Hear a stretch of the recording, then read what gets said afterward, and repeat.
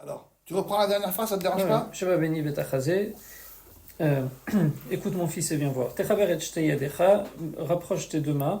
Yamin ou smol, droite et gauche. Karov la lèvre, proche du cœur. Bederechu sidratecha, vers la voie de ta colonne vertébrale. Alors, ok, 5 et 5, 5 et vas-y. 5, Anir Mezot, Bechamesh Ezbot Shel Yadecha, qui sont allusionnés dans les 5 doigts de ta main. On fait une pause ici. Alex, s'il te plaît, tu vas dans la bibliothèque. Si. À droite, en bas, il y a une fronde derrière, dans un sac.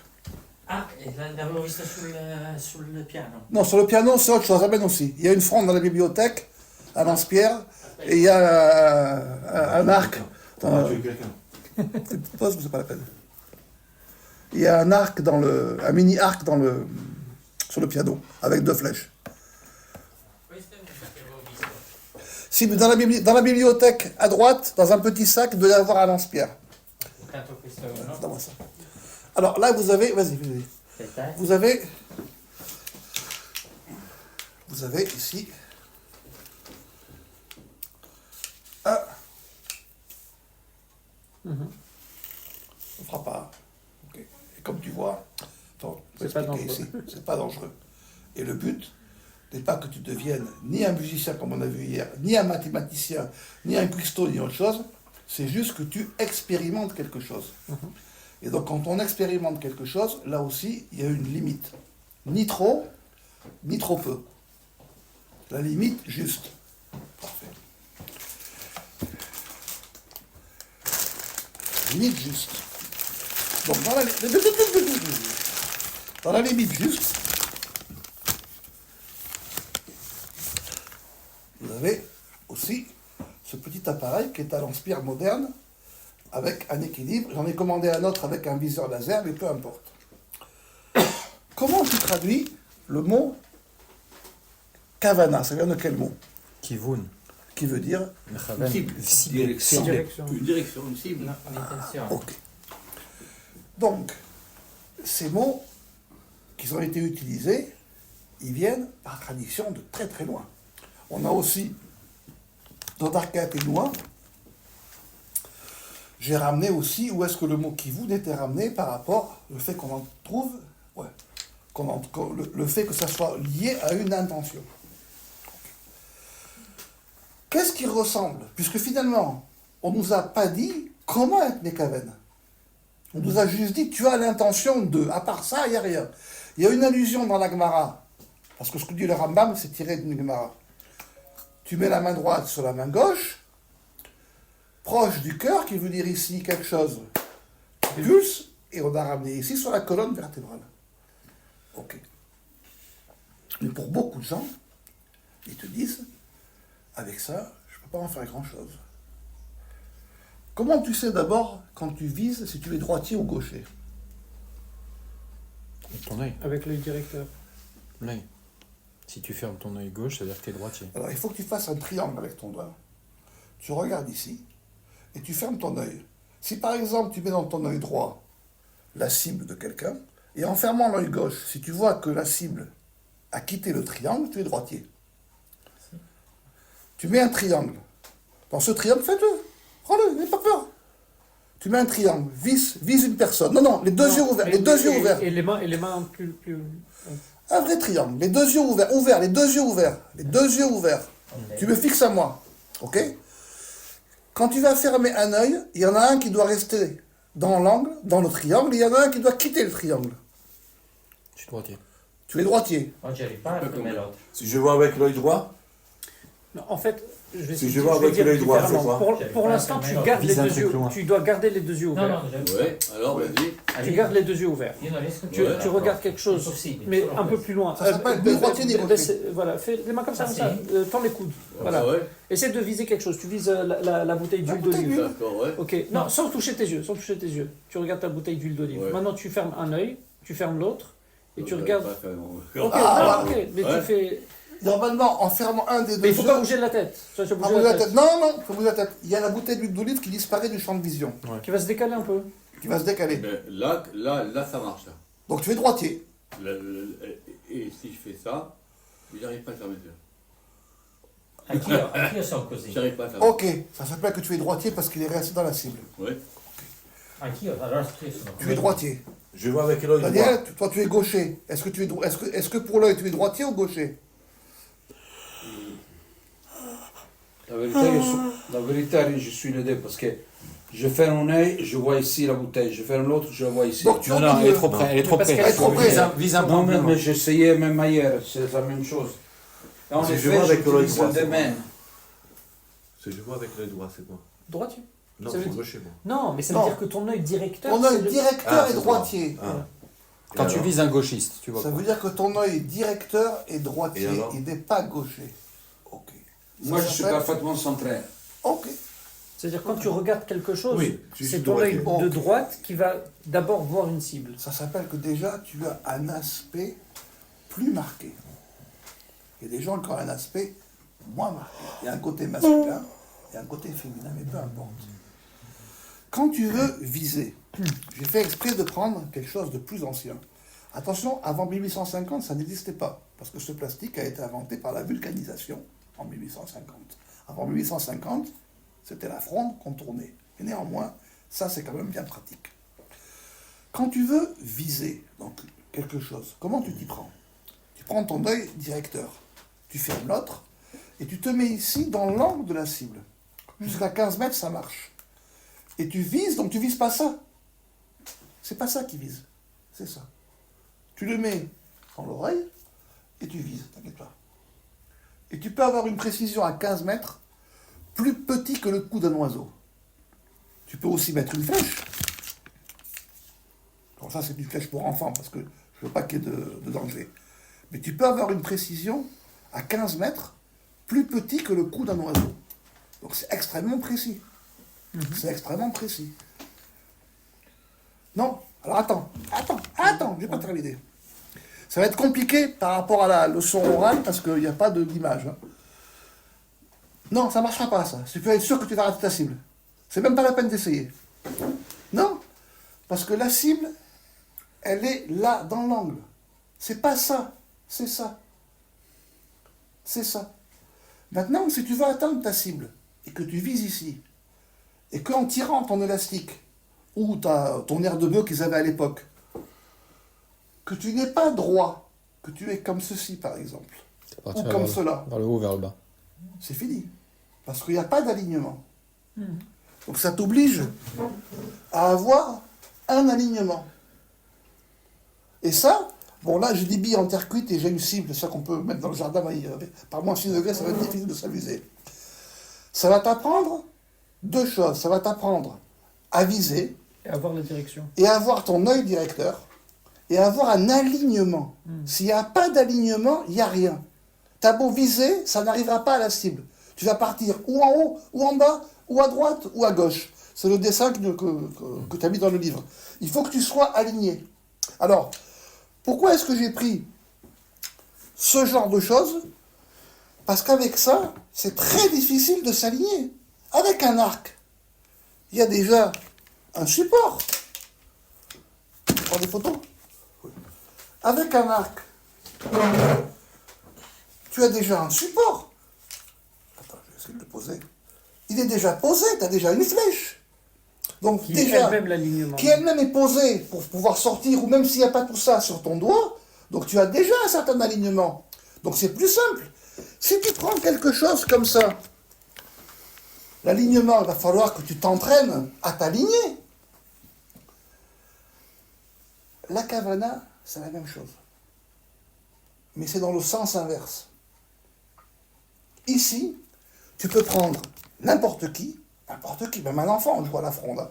Bon, pas ce genre de fronde, parce que ça peut tuer un animal. Hein. C'est une fronde de chasse. Hein. Il y a une puissance assez importante. Tu prends n'importe qui, il va réussir, au bout d'un moment, à comprendre déjà s'il n'est pas aligné. Il va dire, je vise, mais ma flèche, elle est trop haute, elle est trop basse. Il y a un problème d'alignement. La kavana, c'est la même chose, mais c'est intérieur. Voilà pourquoi, une des explications pour laquelle rien n'a été écrit. Parce que normalement, tu es censé le comprendre. Simplement, c'est le chemin inverse. Hier, on a ramené Yoma, c'est ça? Les cinq interdictions. Ils n'ont parlé que sur la rive d'un fleuve. Mais fais la deuxième. fais la deuxième. Ici, on peut passer, si tu veux, dans le jardin un petit moment, pas forcément des heures, quoi. Et je peux t'expliquer comment ça fonctionne avec une cible. Mais le même chemin que tu as fait ici pour pouvoir atteindre ta cible, il faut le faire dans le sens inverse. Pourquoi ça Ça veut fait dire vert? quoi Pas compris. ouais, moi aussi. Ici, la kavana, elle est en toi. Mais toi, tu veux diriger quelque chose. Oui, mais c'est ça le truc, c'est que c'est en toi. Toi, tu veux vider les cibles. Mais là, la cible, elle est en toi. Elle n'est pas à l'extérieur de toi. Mais là, tu l'as fait vers quelque chose d'extérieur, pas vers toi. Oui, mais c'est en toi que ça se passe. Quand on te dit qu'il faut que tu aies ta main droite sur ta main gauche posée sur ton cœur, c'est en toi, c'est pas à l'extérieur de toi. Mais par exemple, ok, très bien. Alors, Le problème, c'est que les gens veulent se concentrer à l'extérieur d'eux. Ça ne fonctionne pas. Ça ne fonctionne pas. Mais est-ce que juste 2 minutes, dans les cavanotes, est-ce qu'on ne dit pas par exemple, il me semble que c'est le Rachach qui dit par exemple, la tfila de Shacharit du dimanche, c'est à Oui, mais tel ça c'est autre endroit. chose, ça c'est autre chose, je ne parle pas de ça. Non, mais Je te parle c'est d'abord... ça, c'est pas ça la cible. Non, non, non. La cible ici, c'est par exemple une lettre. Quelque chose de précis. C'est pas une idée générale. L'idée générale, ça s'appelle le contexte. Je l'explique ailleurs. Ce que tu appelles les ivugim, c'est des saisons, c'est un climat. Non, j'ai compris. Oublie Zivougi. Maintenant, j'ai une kavana. Oui. Ma kavana, je vais la centrer par rapport à un mouvement, par rapport à des Mais schémas. ce mouvement, il est en toi. C'est à C'est toi l'intérieur qui de n'es toi. pas aligné. C'est ce que je dis à tout le monde. La semaine dernière, je me suis disputé avec quelqu'un. Il s'est mis à étudier des trucs dans le rachat. Je lui ai dit, ce n'est pas pour toi. Et la vérité, il a très mal pris. Je lui ai dit, mais moi, je veux ton bien, je veux pas ton mal. Je veux pas te brider. Je te dis que ce n'est pas pour toi. Tu n'as pas la vie qui va avec. Tu n'es pas aligné. Ça ne donnera rien. Si ton instrument, tu as juste... On peut prendre des instruments, il y en a aussi plein là-bas. Tu as juste une corde qui n'a pas le manche et la caisse de résonance, il n'y a rien. Il n'y a pas de son. Il n'y a rien, tu perds ton temps. Non, mais toi, ce que tu alignes en toi, Oui. après, tu vas l'appliquer. C'est automatique. C'est automatique, il n'y a pas Un besoin. support, des schémotes et des machins, etc. Oui, mais tout ça. ton intention, c'est un alignement intérieur. Ce que tu as montré ici extérieurement doit se reproduire intérieurement. Si intérieurement il est visé, il atteint sa cible non parce qu'il est en résonance. C'est le principe des deux mains ici. Il y a une droite et une gauche qui se mettent et qui vont atteindre un centre, qui va atteindre un et qui va atteindre un autre et. C'est une résonance. S'il n'y a pas cet alignement intérieur, mais il n'y a rien. Il n'y a rien. En théorie, on est déjà obligé d'avoir un certain, je vais dire, nachat intérieur, dans le sens équilibre, etc., pour commencer n'importe quelle amida. Non, est-ce que ça rentre dans ce cadre-là? Ça rentre dans ce cadre. Alignement. Ça rentre dans ce cadre-là, mais il faut qu'il y ait toute la vie qui va avec. Et il faut que quand tu vas te concentrer sur quelque chose, ce n'est pas une visualisation extérieure, c'est une visualisation intérieure. C'est comme les voyelles. Les voyelles, quand tu mets des cavanoles sur des voyelles, les voyelles, il faut d'abord les faire entendre intérieurement, pas extérieurement. Donc, le principe d'une kavana, c'est l'inverse que de tirer. Quand tu tires, peu importe que ce soit une fronde, un arc, un pistolet, ce que tu veux à lance-pierre, tu vises à l'extérieur. Là, tu dois viser à l'intérieur. C'est un préambule Ok. pour tout. Est-ce qu'on peut donner un exemple d'une kavana? Ça veut dire qu'est-ce qu'on vise? On vise quoi? On vise l'alignement du corps, on va dire, général, ou bien on vise, comme il a dit, une lettre, c'est dire quoi? Justement, tout à l'heure j'ai dit, il faut ni trop peu. Si tu vises l'alignement du corps, C'est trop. c'est du yoga. Mais il n'y a que de l'alignement du corps sans rien derrière. Si tu vises l'alignement... Et en moi. Si tu vises... Si tu vises l'alignement d'un concept, il est purement intellectuel, et donc finalement, ça suffit, pour tout dire.